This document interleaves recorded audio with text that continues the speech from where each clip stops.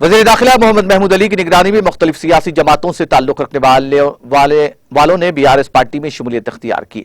इस मौके पर वज़ीर दाखिला मोहम्मद महमूद अली ने उन्हें पार्टी खंडवा पहनाकर पार्टी में उनकी शमूलियत का खैर मकदम किया। हल्का असम्बली कारबान के बीआरएस इंचार्ज जीवन सिंह की क़यादत में वज़ीर दाखिला मोहम्मद महमूद अली की निगरानी में बीआरएस पार्टी में इन कायदीन ने शमूलियत इख्तियार की और कहा कि वो तरक्याती कामों और बीआरएस की कौमी सियासी जमात में तब्दील होने पर मसरत का इजहार करते हुए इस पार्टी में शमूलियत इख्तियार कर रहे हैं।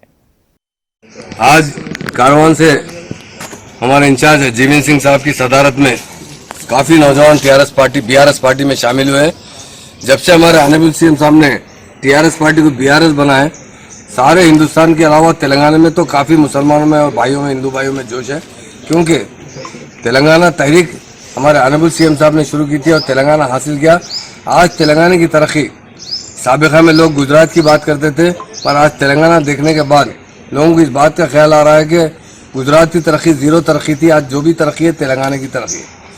ऑनरेबल सीएम साहब ने जिस तरह बीआरएस पार्टी में शामिल जो लोग शामिल हो रहे हैं सारे हिंदुस्तान से, और हमारे तेलंगाना के नौजवानों में बहुत जोश है, क्योंकि तेलंगाना एक ऐसी स्टेट है जहाँ पर गंगा जमुना तहजीब है और बहुत तरक्की है।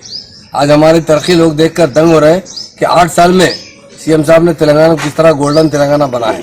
तो आज हमारे नौजवानों को मैं दिल की गहराइयों से मुबारकबाद देता हूँ, जीवन सिंह अन्ना को बहुत मुबारकबाद देता हूँ।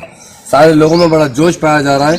लोग चाहते हैं कि केसीआर साहब आज हमारी स्टेट के चीफ मिनिस्टर है, कल हिंदुस्तान के प्राइम मिनिस्टर बनना चाहिए, क्योंकि हिंदुस्तान को भी इसी तरह तरक्की याफ्ता देखना चाहते हैं हम।